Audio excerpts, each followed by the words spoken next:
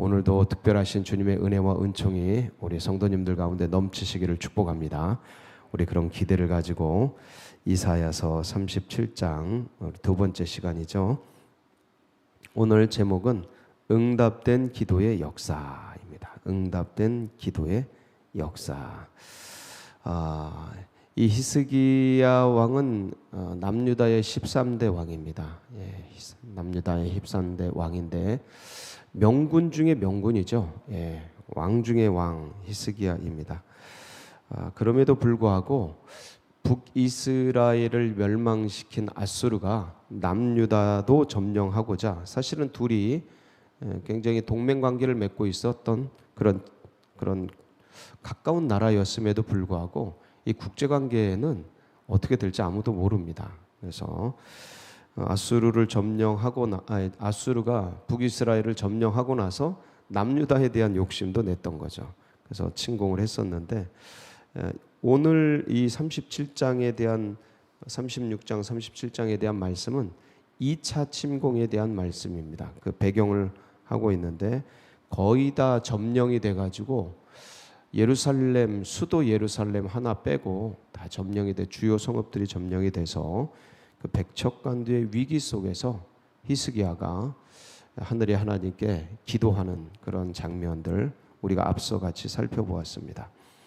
하나님 앞에서 이사야에게 중보자에게 중보기도를 부탁하고 그리고 다시 날아온 위협적인 조롱하는 그 편지를 들고 성전에 올라가서 하나님께 기도하고 하나님 앞에 편지를 펴놓고 간구하면서 살려달라고 구해달라고 하나님 이 모욕을 씻어주시옵소서 하는 기도를 올리는 장면을 이제 보았습니다.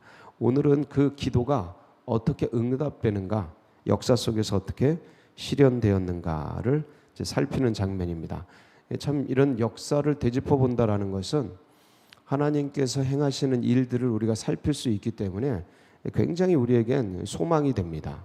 그래서 그 불가능하거든요. 이미 다 점령이 됐고 하나 남았기 때문에 다 싸고 있고. 그러니까 이런 거 생각해 보면 6.25 전쟁 때 우리나라 낙동강 하나 부산 쪽 남은 거 그거 그냥 끝나는 건데 희한하게 그게 인천 상륙 작전을 통해서 타개가 되지 않습니까? 그리고 이제 쫙 북진해서 올라가는 그런 기적을 경험하는데, 그러니까 이런 거를 우리가 하나님이 우리나라에 행하셨다라는 것들에 대해서 되게 이 성경적인 것은 보면서 이것을 우리나라에게는 어떻게 역사했는가를 이렇게 살피면 굉장히 재밌습니다. 짜릿짜릿하고 하나님이 살아계시구나 그런 것도 볼 수 있고, 그 6.25 때 그거는 전세가 역전되기가 불가능했던 겁니다. 불가능했던 겁니다. 확률이 거의 없었던 그런 전쟁이었는데 기적같이 승리했지 않습니까? 이것도 참 보면 하나님이 살아계시구나 이런 것을 느낄 수 있습니다. 같이 한번 어떤 내용인지 보겠습니다. 21절이죠. 아모스의 아들 이사야가 사람을 보내요. 이제 히스기야에게 전가를 하는 겁니다. 자기에게 기도해달라고 요청했던 히스기야에게 이르되 이스라엘의 하나님 여호와께서 말씀하시되, 하나님의 전언이죠. 네가 아수르의 사네립 왕의 일로 내게 기도하였도다. 하나님께서 우리가 기도하는 걸 다 알고 계십니다. 다 알고 계십니다. 그래서 듣고 계셔요. 작은 신음소리도 주님께서 외면하지 않으십니다. 어제 참 많은 분들이 함께 기도해 주셨을 터인데 보니까 유튜브를 보니까 수백 명이 같이 보고 기도해 주셨더라고요. 참 열심히들 기도해 주셨는데 이런 기도가 땅에 떨어지지 않습니다. 하나님께서 다 기억하십니다. 그래서 22절 어떻게 이제 그러면 역사를 하시는가? 여호와께서 그에 대하여 이같이 이르시되, 그는 사네립입니다. 아수르 처녀딸 시온이 너를 멸시하며 조소하였고 딸 예루살렘이 너를 향하여 머리를 흔들었느니라. 이제 그렇게 될 거라는 겁니다. 이게 예언의 말씀이에요. 사네립을 향해서 아수르를 향해서 조소한다는, 거꾸로 딸 예루살렘이 너를 향하여 그러면서 아유 저것들 이러면서 오히려 거꾸로 조롱하게 된다라는 그러한 말씀이죠. 승리하겠다라는 겁니다. 아수르는 패망하고 23절 네가 회방하며 능욕한 것은 누구에게냐. 그러면서 하나님을 무시하고 조롱한 것에 대해서 아주 준엄하게 말씀하고 있는 겁니다. 책망하고 있는 겁니다. 네가 소리를 높이며 눈을 높이 들어 향한 것은 누구에게냐. 곧 이스라엘의 거룩하신 이에게니라. 하나님에게 했다라는 거예요. 그러니까 하나님의 백성에게 한 것, 하나님의 나라에게 한 것, 이스라엘과 예루살렘에게 한 것, 하나님이 세운 왕에게 한 그 조롱과 조소와 큰 수많은 욕설들, 예? 그것들, 그 무시 이런 것들, 그게 누구에게 한 거냐면 하나님께 한 거라는 거예요. 하나님 그렇게 기억하신다라는 거예요.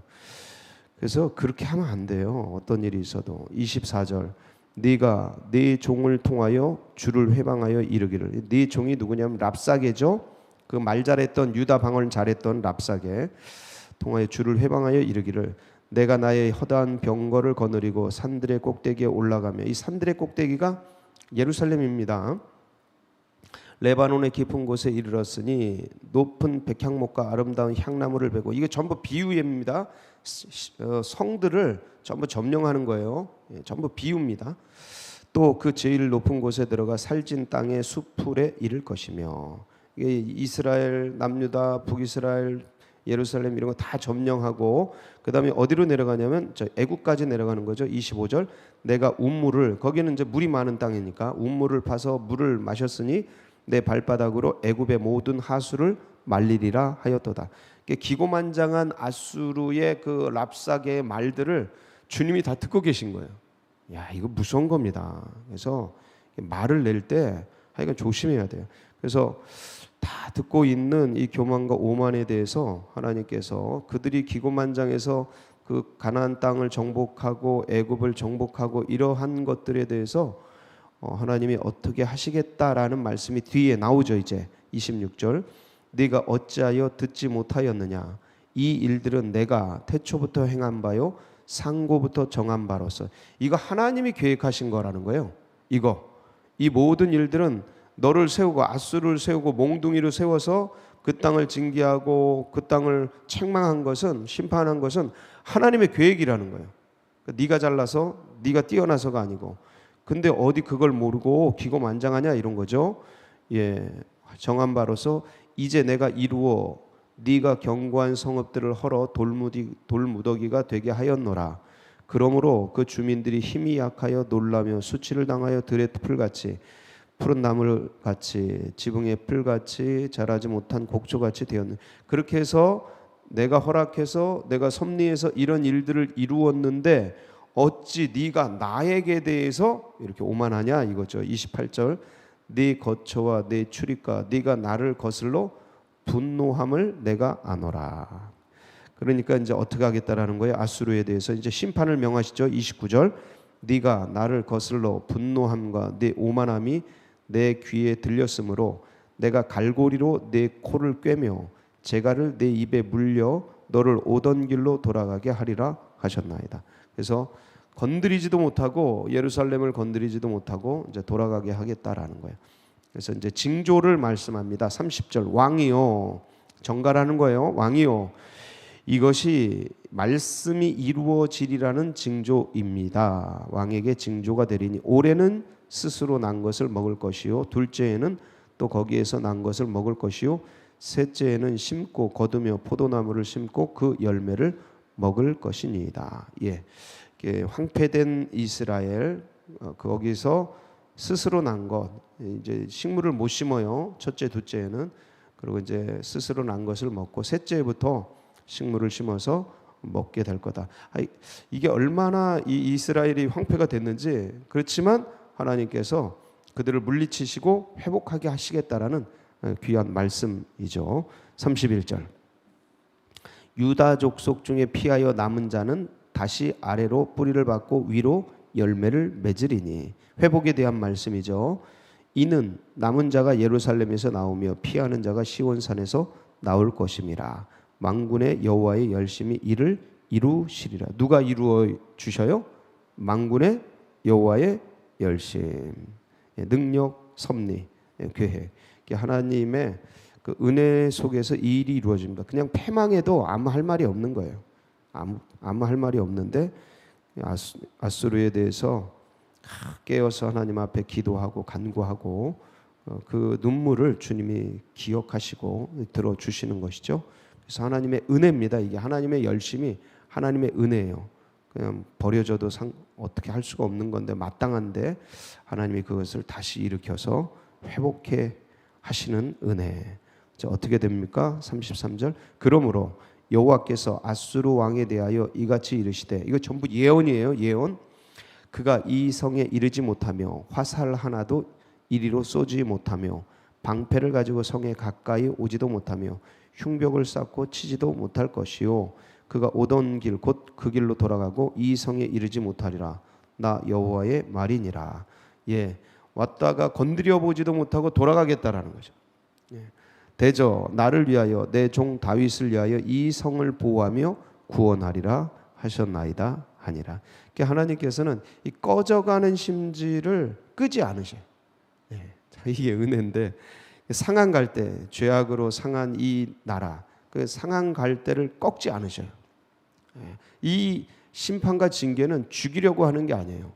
돌이키라고, 회복을 위해서, 소망을 주기 위해서. 왜냐하면 그 썩어가는 그대로는 멸절되니까, 그 자체로 멸절되니까. 근데 하나님의 백성인데, 그러니까 때리고 구슬러서 회복시키려고 하시는 거죠. 끄지 않으십니다. 꺾지 않으셔요. 구원하시겠다라는 거죠.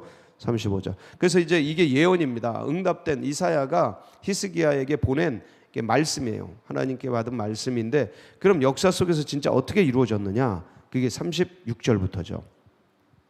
여호와의 사자가 나가서 아수르 진중에서, 이제 하나님의 사자가 나갔다. 이게 이제 이거를 어떻게 보냐면 신학자들은 전염병이 돌았다 이렇게 봅니다. 패스트와 같은 뭐 쥐들 이런 거, 이 18만 명, 20만 명 움직이니까 수많은 곡물들이 같이 움직이지 않습니까? 그러니까 그런 곳에 이제 쥐들이 있고 들짐승들이 있고, 지금 이거 뭐 코로나19 이 바이러스가 박쥐에게서 옮겼다 뭐에 옮겼다 하잖아요. 다 짐승에게서 옮기고 이러지 않습니까?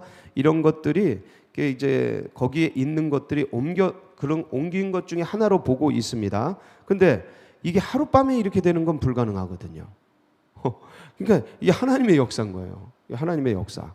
아니 전염병이 돌고 뭐가 돌고 바이러스가 돌고 도는 건 다 좋은데 이게 하룻밤에 이렇게 되는 건 불가능한 겁니다. 하나님의 역사죠. 그래서 여호와의 사자가 나가서 아수르 진중에서 몇 명을 쳤어요? 18만 5천 명. 와, 18만 5천 명. 이 18, 어마어마한 숫자죠. 예, 월드컵 때 그거 봤죠? 와, 그거는 이 화면으로 보니까 그게 많은 것처럼 잘 안 보여요. 그냥 하나의 화면이잖아요. 네모난 TV의 화면밖에 안 되잖아요. 이걸 진짜로 딱 보면 입이 딱 벌어집니다. 전 10만 명을 이렇게 한번 같이 본 적이 있는데, 아 진짜 어마어마한, 눈에 보이지도 않아요. 끝이 쫙 어마어마한 인구들이 펼쳐져 있는데, 야 18만 5천 명 군사, 그것도 일반인이 아니고 군인은 이 무장을 하고 이러고 있기 때문에 더 많아 보이거든요. 어마어마합니다. 1만 명만 해도 겁나 많은 건데 이 군대가 18만 5천 명이 하루아침에 다 죽었어요. 야, 이건 진짜 기적이에요. 그래서 37절, 그 군사가 다 죽으니까 싸울 수가 없잖아요. 예. 이에 아수르 사네립 왕이 떠나 돌아가서 고국으로 돌아간 거죠. 아수르로 니느웨의 수도죠. 거주하더니, 그러고 있는데 자기 아들들에게 살해를 당합니다. 38절. 자기 신 니스록의 신전에서 경배할 때 그의 아들 아드람멜렉과 사라셀이 그를 칼로 죽이고 아라라 땅으로 도망하였으므로 그의 아들 에살 핫돈이 이어 왕이 되니라. 그래서 이렇게 이스라엘의 남유다가 보호되고 히스기야가 살아남게 되는 놀라운 광경을 보게 됩니다. 이렇게 응답된 말씀, 그러니까 구사일생으로 비록 정말 고통과 고난이 있었지만 하나님의 은혜로 살아남게 된 이스라엘의 모습, 히스기야 왕의 모습, 이게 역사적 실제입니다. 첫 번째 모델이에요. 다음 주에는 뭐가 나오겠어요? 개인적인 이 히스기야의 병들어서 죽게 된, 그럼 거기로부터 눈물의 기도를 통해 살아난 두 번째 사건, 세 번째는 바벨론 사신이 찾아오는 그 사건이 되겠죠. 이렇게 해서 첫 번째 히스기야를 통한 역사적 실제의 모델을 함께 살펴봤습니다. 여러분, 기도하는 백성은 살아남습니다. 기도하면 우리는 늘 말씀드리지만 기도는 기적을 일으킵니다. 기적을 낳습니다. 그래서 우리가 기도하면 하나님이 역사하십니다. 그 놀라운 장면을 우리가 보았습니다. 어제 또 우리 수능생들을 위해서 간절히 기도했는데 하나님께서 그것을 들어서 하나님의 가장 좋은 때에 이루어 주시고 역사해 주실 줄도 믿습니다. 오늘 우리의 기도를 들어주실 것도 믿습니다. 우리 그런 심정으로 또 깊이 주님께 기도하며 나가는 복된 역사 있으시길 축복합니다. 같이 기도하시겠습니다. 이 기도의 역사, 이런 신앙과 이런 믿음들이 다음 세대들에게 흘러가고 새 가족들의 가슴속에 새겨지도록 위해서 기도해 주시고요. 이 나라 민족, 세계 열방 주님 앞에 돌아오도록 하나님을 알아야 됩니다. 그래서 그런 일들을 이루는데 민족 복음화와 세계 복음화를 위해서 우리 서울제일교회가 마중물처럼 쓰여지고 하나님을 기쁘시게 하고 주님의 비전과 꿈을 이루어드리는 그런 교회 되도록 위해서 기도해 주시고, 수능생들 어제 시험 봤습니다. 많이 피곤할 겁니다. 이번 달까지는 우리가 또 기도 같이 했으면 좋겠습니다. 이제 수능은 끝났지만 이제 시작이에요. 입시는. 그래서 이제 또 실기도 있고 논술도 있고 특별전형도 있고 여러 가지 이제 이것을 어떻게 지원할 건가 이제 계속되는 입시의 과정들이 있습니다. 2월 달까지 계속되는데 저희는 12월 달까지 중부를 하도록 하겠습니다. 자, 같이 여러분 또 중부 기도 제목 붙들고 주여 한번 부르짖고 기도하며 나갑니다. 부르짖습니다. 주여